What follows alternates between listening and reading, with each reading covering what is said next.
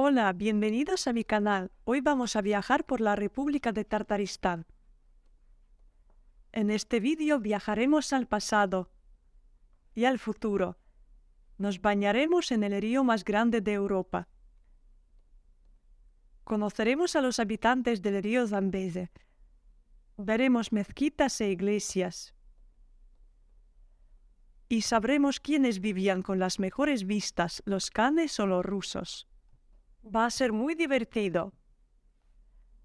Tartaristán se encuentra a unos 720 kilómetros de Moscú. Si viajáis en tren, tardaréis 12 horas. En avión, 1 hora 45 minutos. Si pensáis viajar en coche, las carreteras son bastante buenas, pero cerca de la capital, Kazán, se forman muchos atascos. En la República vive el pueblo tártaro, la mayoría de los cuales son musulmanes, por eso veremos tantas mezquitas bellas. Hay 2 idiomas cooficiales, el tártaro y el ruso. El tártaro es muy diferente, por eso todos los carteles se ponen en 2 idiomas. Es una república que combina la historia milenaria con lo más moderno y progresista.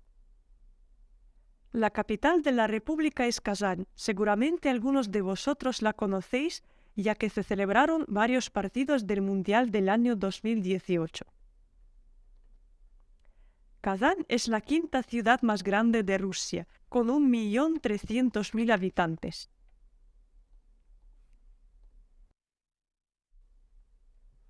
El Kremlin de Kazán es un objeto más declarado Patrimonio de la Humanidad por la UNESCO. La primera fortaleza fue fundada aquí por los búlgaros del Volga. Hablaremos sobre ellos más tarde. Después de la conquista de Kazán en 1552, el zar Iván el Terrible manda levantar aquí una fortaleza en piedra. En el Kremlin se combinan las joyas de la arquitectura tártara como la mezquita Kol-Sharif, con las de la rusa, como la Catedral de la Anunciación, construida en el siglo XVI por los rusos. La mezquita Kol-Sharif es la mezquita principal de la República de Tartaristán. Es la reconstrucción moderna de la mezquita original destruida por las tropas de Iván el Terrible. Es muy bonita de día y aún más por la noche con la iluminación nocturna. Hay en Kazán su propia torre inclinada llamada Torre Siumbikia. La inclinación es de 2 metros. Era una torre atalaya en la antigüedad. Hay una bella leyenda relacionada con la torre, como si Iván el Terrible quisiera tomar como esposa a la princesa de Kazán Siumbikia, pero ésta le puso una condición. Se casaría con él si lograba construir una torre tan solo en 7 días. Los rusos lo pudieron y los 7 niveles de la torre simbolizan aquellos días. Iván el Terrible cumplió con su promesa. La princesa tártara tenía que casarse con él, pero ella subió a la torre y se tiró de ahí. Prefirió morirse a pertenecer a un zar ruso. Es solo una leyenda que no se confirma en el registro histórico. El territorio del Kremlin es muy bonito.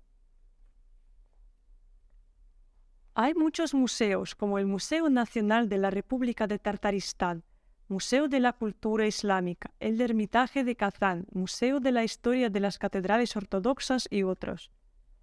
Como estamos en el Kremlin, nosotros vamos a visitar el Museo de Historia Natural de Tartaristán.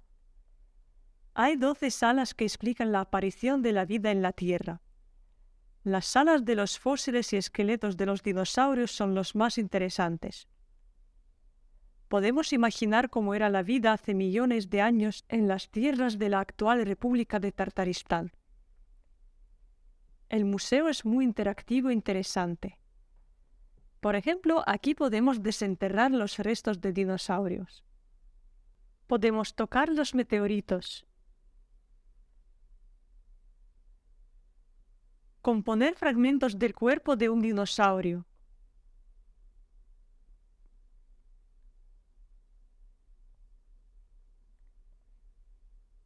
Estar en la misma habitación con un tigre de dientes de sable.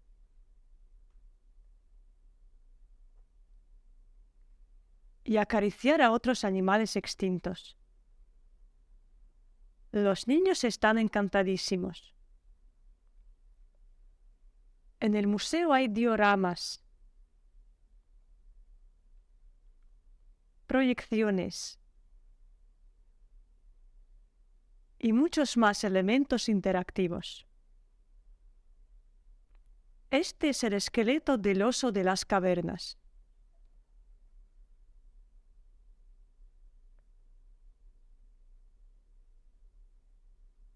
Y aquí los famosos dientes de sable. Este es el mamut recién nacido con su madre.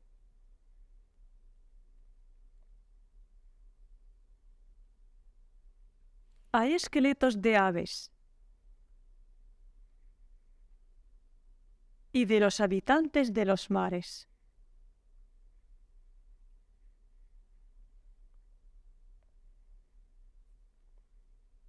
Hay varios dinosaurios muy grandes y pequeños.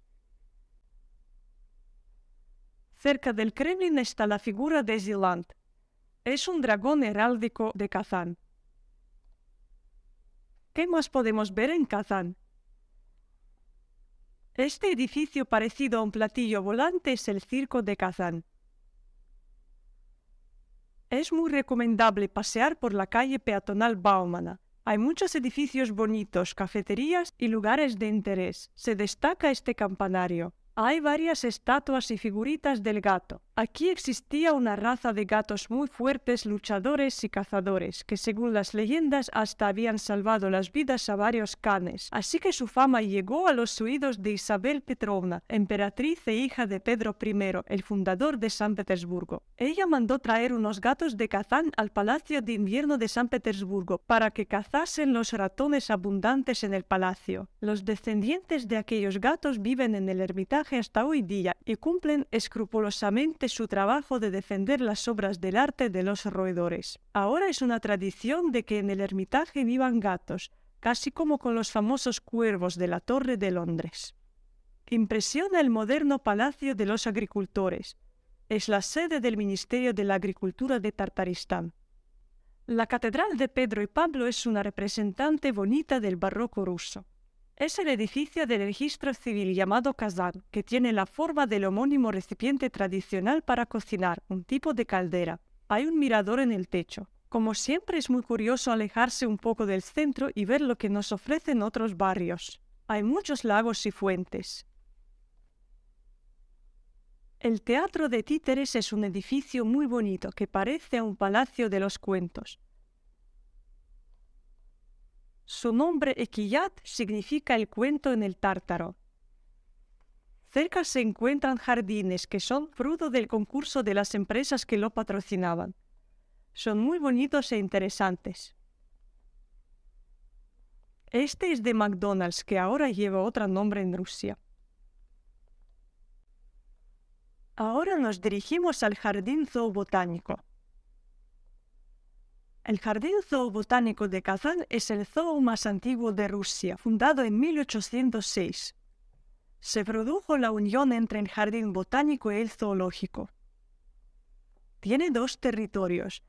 El del Jardín Botánico está ahora en plena reconstrucción para corresponder a las necesidades de la actualidad. La otra parte ya reformada se llama el río Zambeze. Lleva el nombre de este río africano ya que está dedicado casi al completo a la fauna de este continente, siendo los grandes de África la joya de este parque. Hay leones y otros felinos, rinocerontes, elefantes, jirafas, hipopótamos, gorilas y muchos otros animales. El zoo de Kazán es de tipo moderno, donde no solo se le divierte al público, sino se preocupa de las condiciones en las que viven los animales, proporcionándoles todo lo necesario. Algunos hasta tienen sus propios edificios para estar durante el invierno. Además, el zoo realiza un gran labor científico y participa en los programas internacionales de especies en peligro de extinción.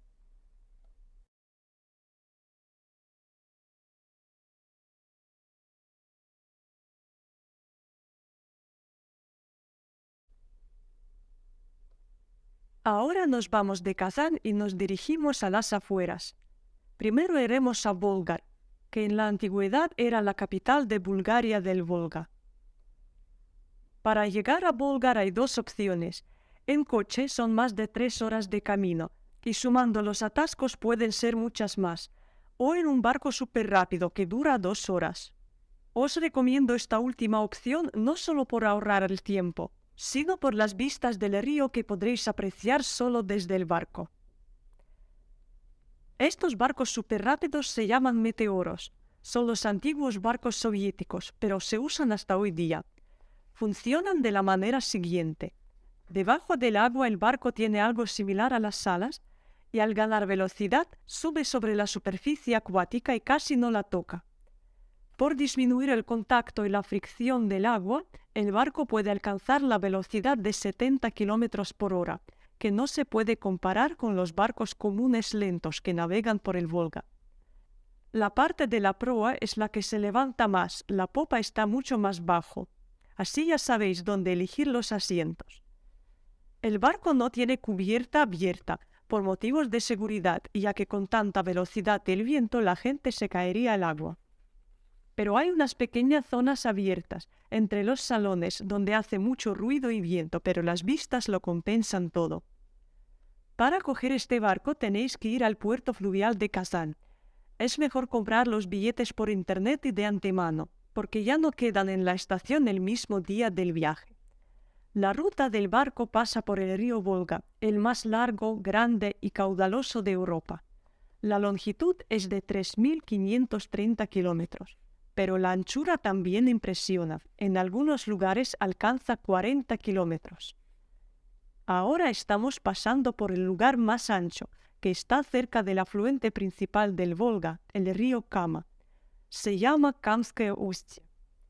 Es casi como el mar, no se ve la orilla opuesta, hay oleaje fuerte. El río es navegable de mayo a octubre, pasan muchos barcos enormes de carga o de pasajeros. En invierno, cuando el río está helado, se organizan cruces de hielo. Los paisajes aquí son muy bonitos. Pasamos cerca de la orilla alta del Volga. El meteoro no llega a Volgar, sino al embarcadero antiguo de las afueras, pero de ahí nos recoge el bus para acercarnos a Volgar. A la hora de volver, el río majestuoso nos dio un problema. Tomamos el bus que nos llevó al embarcadero. Nuestro meteoro era el último este día, pero para nuestra sorpresa todavía estaba ahí el otro, que había tenido que salir mucho más temprano. Pronto llegó también el nuestro, pero no podíamos embarcar. Durante las horas de la estancia en Volgar, en la zona más ancha del Volga empezó la tormenta. Como ya os he dicho, es como el mar, con sus tormentas también. En estas condiciones era muy peligroso navegar, así que el puerto de Kazán prohibió la entrada de las naves y cualquier navegación por aquel tramo del río. Teníamos que esperar el permiso. Llovía mucho, la gente no podía esconderse, ya que el edificio del embarcadero estaba precintado. Finalmente alguien abrió las puertas, pero daba miedo estar en este edificio abandonado y en estado de avería. Parecía que la gente había dejado sus despachos tal como eran antes y se veían las huellas del lujo soviético. La lluvia terminó, dando paso al sol y calor sofocante. Nos permitieron entrar en los barcos para sentarnos, pero era imposible estar ahí. Recuerdo que uno de los pasajeros lo comparó con una cámara de gas. Ya sabemos que la construcción del barco de alta velocidad no supone la apertura de las ventanas, y no hay aire acondicionado. Cuando el barco se mueve hay ventilación natural, el aire entra por el agujero en el techo, pero como estaba anclado no corría aire ninguno. La gente empezaba a quejarse, algunos se mareaban por el calor, no había agua potable.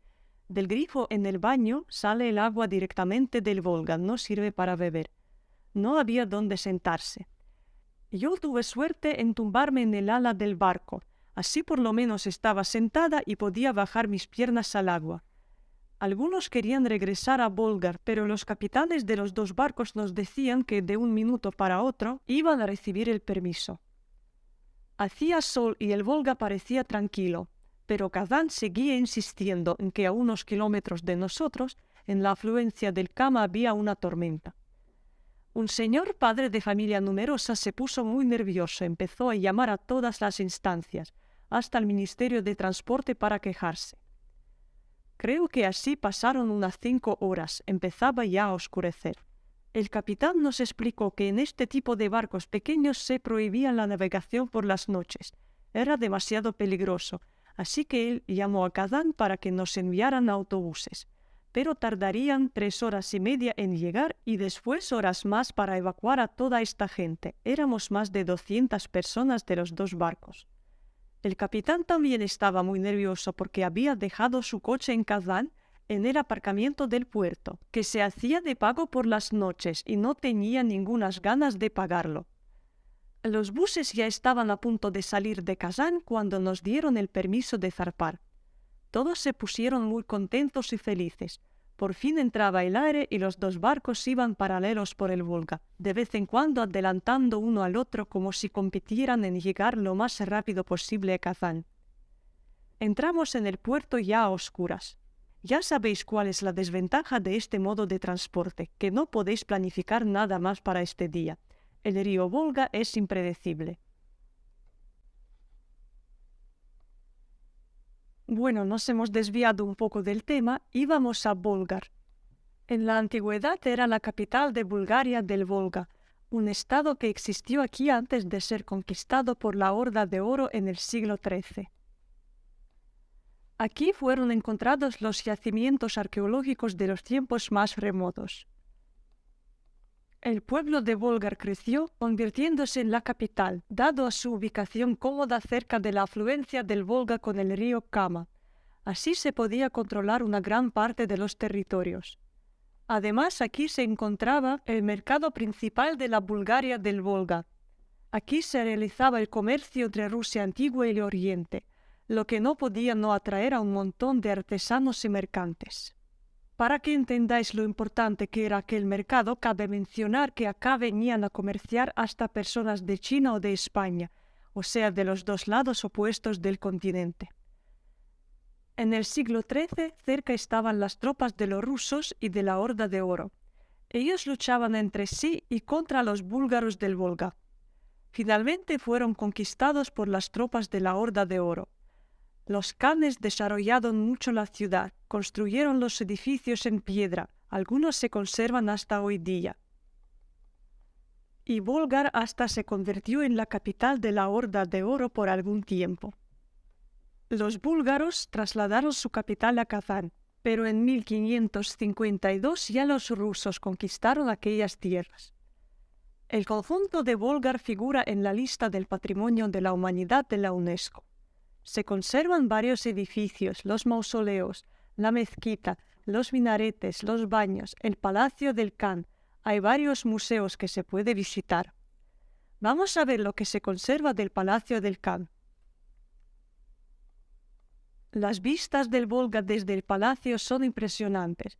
Estamos en la orilla alta y se ven todas las tierras alrededor.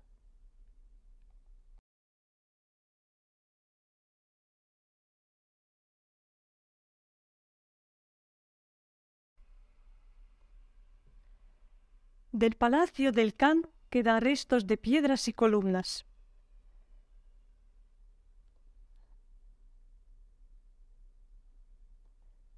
Estas son las ruinas de los baños. El conjunto es muy grande y los lugares de interés están a cierta distancia uno del otro. Pero el paseo es muy agradable entre hierbas y flores. Se puede subir en este minarete. Vamos a entrar y ver lo que hay.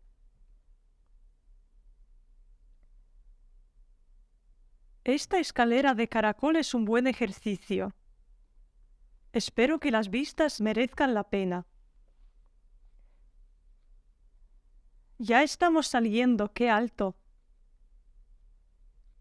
Como podéis ver, es puro campo, no hay montañas.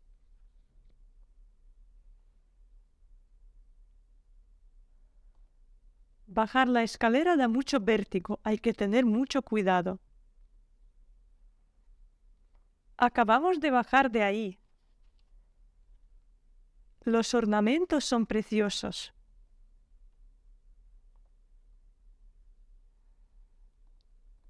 En Volga se encuentra la Mezquita Blanca. Es un conjunto moderno, precioso, con fuentes y jardines. Algunos hasta lo comparan con la Mezquita de Abu Dhabi, aunque es mucho menor.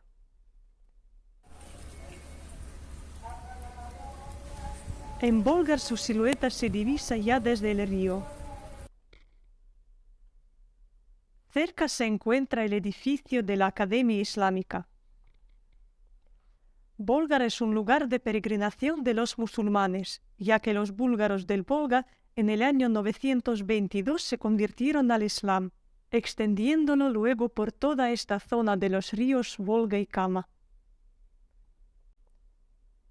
Cerca se encuentra una feria donde se puede comprar los souvenirs o comer algo.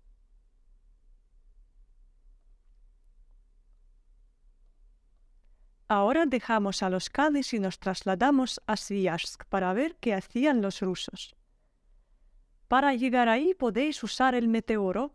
El camino os va a durar unos 40 minutos, pero es bastante difícil comprar los billetes porque se agotan muy rápido. Actualmente Sviazhsk es un pueblo con algo más de 200 habitantes.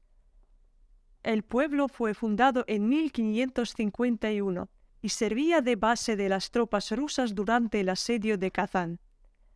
El zar Juan el Terrible personalmente llegó a Sviazhsk para dirigir la operación. En aquellos tiempos la fortaleza de Sviazhsk superaba en dimensiones los kremlins de ciudades tan importantes como Novgorod o Moscú.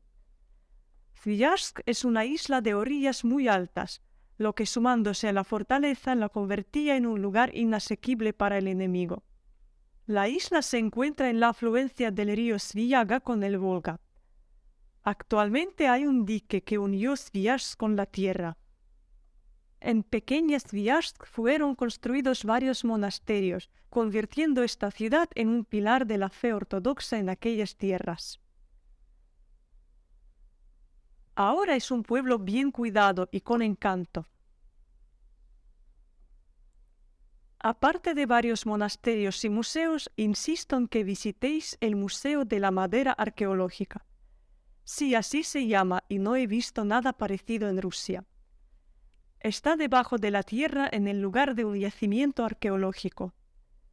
El museo es muy bonito e interactivo, aparte de un montón de objetos expuestos que fueron todos encontrados aquí y nos ayudan a entender la vida cotidiana de los fundadores de Sviazhsk. Hay algo que no podréis hacer en otros museos: pasear por las calles de un pueblo antiguo. Aquí se entiende perfectamente lo que es un estrato cultural y cómo con los siglos el suelo absorbe los productos de una civilización. Se puede caminar por esos senderos de cristal limpios y transparentes que al principio dan vértigo, entre los siglos de existencia de este pueblo. Hay varios niveles, o sea, cuando la tierra con el tiempo absorbía casas, el pavimento, los árboles, en su lugar, pero unos metros más alto, se construía todo de nuevo, para que vivan otras generaciones. Aquí los arqueólogos hicieron un gran trabajo, liberando del suelo estas construcciones de madera y dejándolos en el mismo lugar, para el disfrute del espectador. Las casas que están más altos son las más modernas, si se les puede aplicar este término. Las que están en los niveles más bajos son las más antiguas y pertenecen al siglo XVI, el momento de la fundación del pueblo.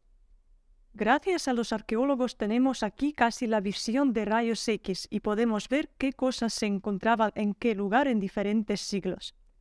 En la parte central de Rusia las montañas y las rocas son muy escasas. El terreno es llano, pero rico en bosques. Por eso se construía todo de madera. Este material abundaba por todos lados. Había solo un problema, que se quemaban pueblos enteros muy a menudo. En este Museo de la Madera Arqueológica vemos los edificios que tienen casi 5 siglos. Hasta se conservan fragmentos de pavimento, también de madera obvio, encima de los cuales podemos caminar imaginando que los pisamos a ellos y no el suelo de cristal. Además, en el museo se explican los modos de construcción de edificios de los troncos. Yo también vivo en una casa de madera.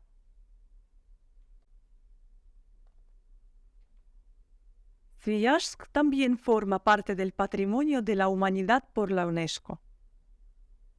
Escuchemos un rato las campanas tradicionales ortodoxas.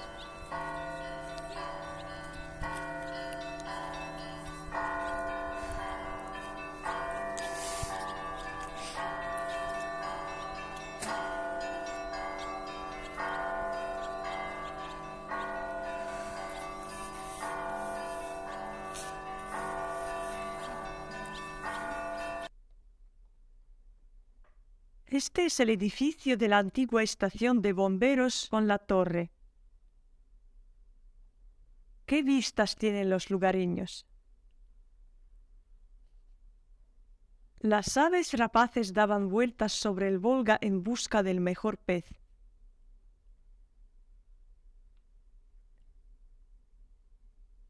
Aquí vemos el edificio de la estación fluvial de Sviajsk, a donde llegaréis si vais en un meteoro.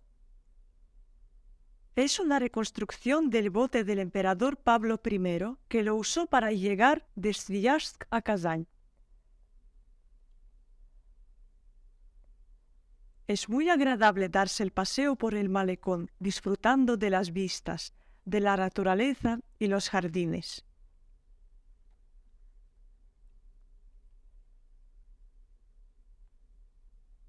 Hay un constante ir y venir de los barcos.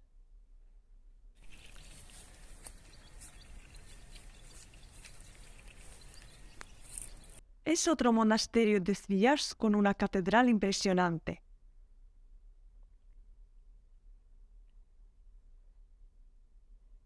En el dique hay un helipuerto para el caso de alguna emergencia. Después del viaje a Sviajsk es muy recomendable hacer un desvío de la carretera principal para ir al mirador que se llama la montaña Calva. El montículo es altísimo y aquí podemos disfrutar de las mejores vistas de Sviajsk y del panorama del Volga. Se ve que Sviajsk es una isla muy redonda. El paisaje es idílico y la gente viene para disfrutar de la puesta del sol. Unos hacen picnic, otros llegan en bicicletas y organizan aquí su descansillo, para pensar en lo suyo en este silencio. Pasan barquitos por las aguas tranquilas de los ríos Volga y Svijaga. Las fotos salen increíbles. Ya hemos hablado bastante sobre el pasado. Ya es hora de subirnos en una máquina del tiempo y viajar hacia el futuro. En Tartaristán se encuentra la ciudad más joven de Rusia construida desde cero, después de la era soviética. Se llama Innápolis. Es una de las 3 ciudades de ciencias de Rusia. Aquí se concentran las investigaciones científicas de nuestro país. En la ciudad se encuentra la Universidad de Innápolis, especializada en tecnologías innovadoras y de la información. En Innápolis funciona la zona económica especial para atraer a los negocios más innovadores con sus buenas condiciones. Por ahora la población es solo de 4.000 habitantes, pero va creciendo y la ciudad se llena de estudiantes durante el año universitario. A pesar de ser tan pequeña, Innápolis con orgullo lleva el título de una ciudad. Hay toda la infraestructura necesaria: colegios, hospitales, gimnasios, restaurantes, los pedidos de los cuales aquí te llevan estos robots simpáticos. Empiezan a aparecer en otras ciudades, como Moscú o San Petersburgo, pero en Innápolis ya funcionan muchos años y a tope, ya que la ciudad fue diseñada desde cero y planificaron de antemano las rampas en la acera. Estos robots se parecen al lunajot soviético, un aparato destinado a estudiar la superficie lunar. Si el robot se encuentra con algún obstáculo en su camino, para y busca otras opciones de llegar. A pesar de ser la ciudad innovadora, Innápolis no puede presumir el asfalto bueno, ya está roto, como en otras ciudades de Rusia. Estos jóvenes tan contentos me dijeron que habían ingresado e iban a estudiar en la universidad. Por ahora, Innápolis es la única ciudad de Rusia donde se puede pedir un taxi autónomo. Mucha gente llama el taxi solo por probar cómo funciona un vehículo sin conductor y para dar una vuelta sin ir a un lugar determinado. Es muy curioso ver cómo el volante gira solo, cómo el coche reacciona a las condiciones del tráfico como semáforos o peatones. En el techo tiene una especie de torre llena de cámaras, sensores y radares. ¿Os gustaría probar este tipo de taxi? Escribidmelo en los comentarios.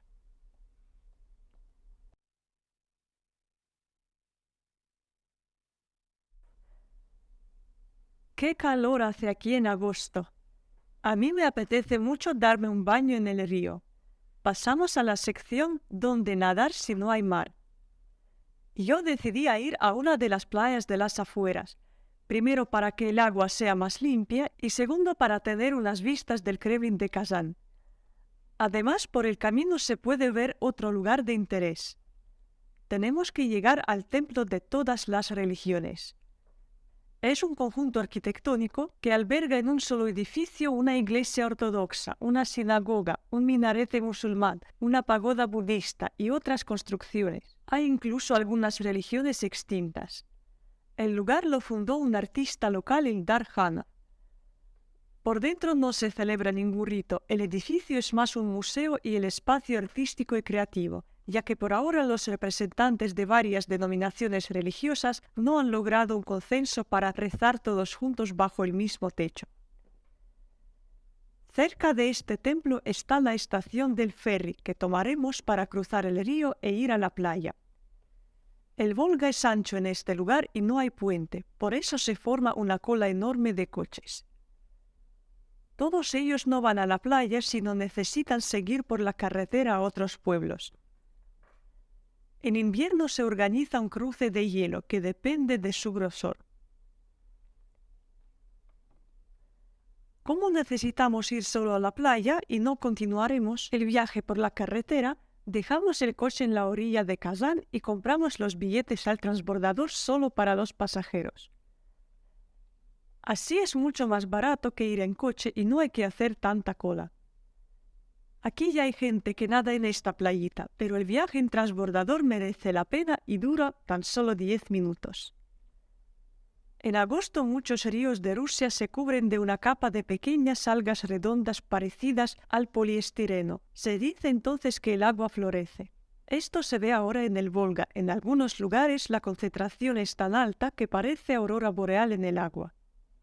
El pueblo al que vamos se llama Verkhny Uslon. En la orilla opuesta se divisa la Fortaleza Blanca.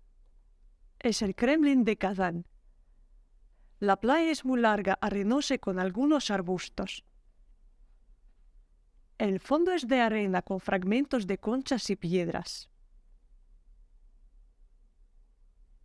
El oleaje no es fuerte, pero si pasa un barco grande sube una ola para el disfrute de los peques. La sombra de todos los árboles ya está ocupada, porque no toda la gente lleva sombrillas. La arena es súper caliente, así que yo prefería hacer como este perro y moverme por esa franja de agua. Los niños, como en todas partes, construían los castillos de arena. Si no os apetece ir tan lejos de Kazán o preferís el agua más transparente sin algas verdes, os recomiendo ir al parque acuático que se llama Riviera. Se ve desde lejos porque hay una noria enorme. Este parque acuático es uno de los más grandes de Rusia y sirve de atracción turística para los habitantes de las regiones colindantes. Hay una parte en el edificio abierta todo el año y la otra al aire libre, que incluye toboganes, playas con tumbonas, zona infantil, unas piscinas grandes con vistas al Volga. La temperatura del agua se mantiene a nivel de los 30 grados centígrados.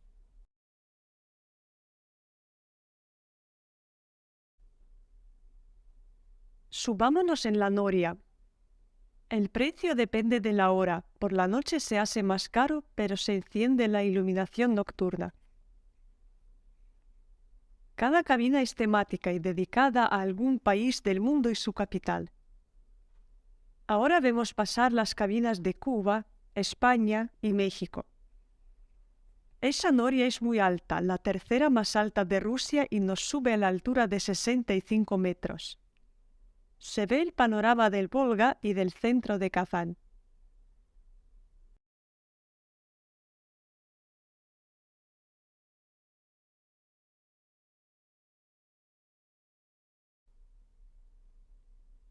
Para poder refrescarse si hace calor, en la ciudad hay varias fuentes secas.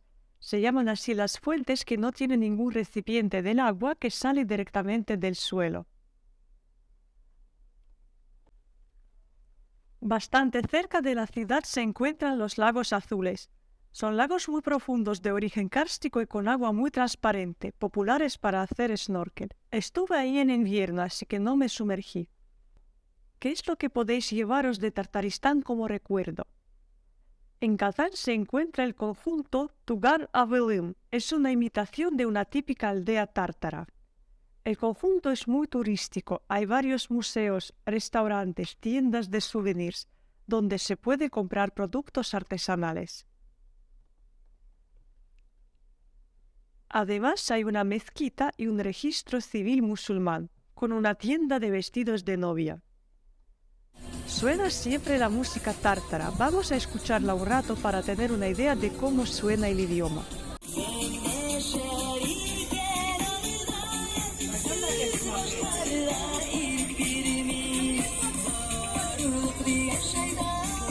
Aquí se venden muñecos de trajes típicos.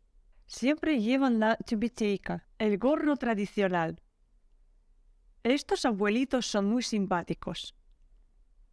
Se venden cosas de cerámica, figuritas talladas de madera,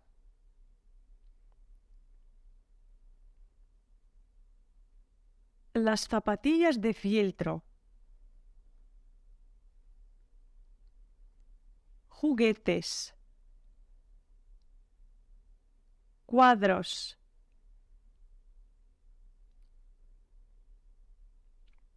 imanes, productos de herrería,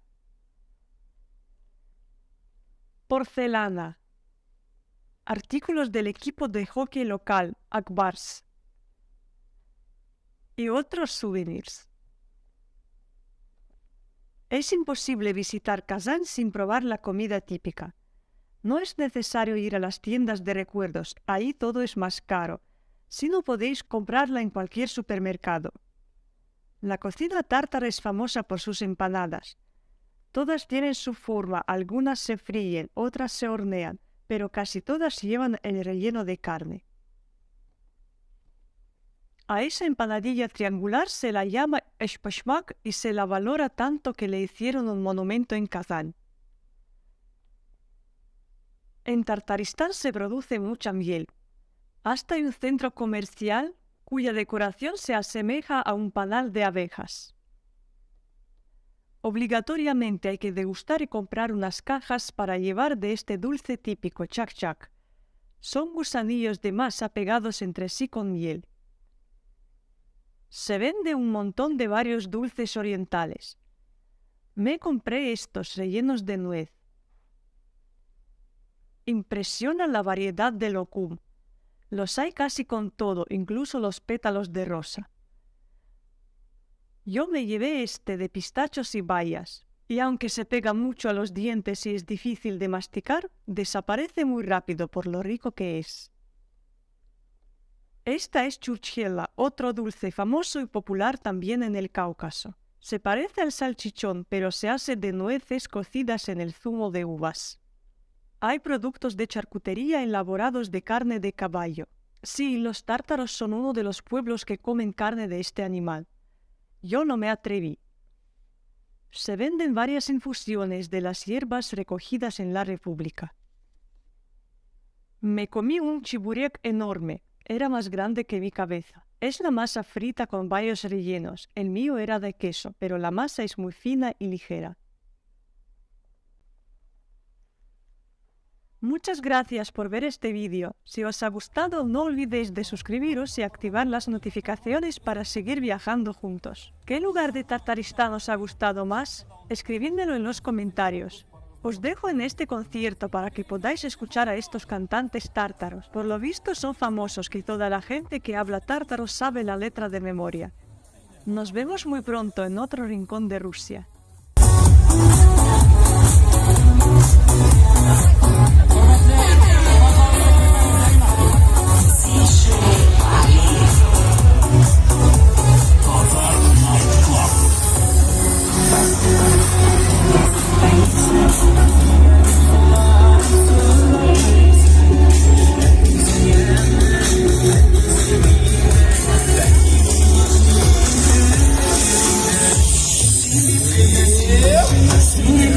Vai, eu ia acabar vendo que